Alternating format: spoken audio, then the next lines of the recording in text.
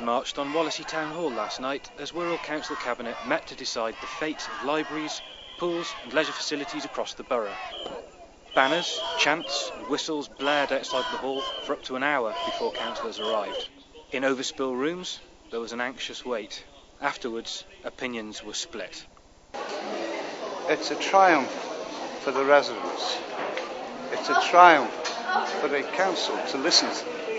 Well, my impressions are that the proposals are still going to go ahead, even if it's just going to take slightly longer than they originally planned. It's given us a bit of ray of hope, and I think it's given the public a bit of ray of hope, but we have to be cynical over this. We don't want buildings being run down, so in 2 years' time they can come and say your buildings are falling down now.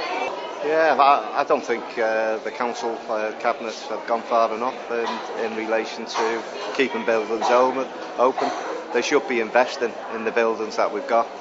Do you know, I'm really confused about the meeting tonight. Although we seem to have won the battle, we haven't won the war. We're not happy in general that some people have at the moment have been lost out really, because as yet their community centres or libraries haven't been reprieved. It's a victory, if you like, for people power in many respects. However, we can't please all the people all the time.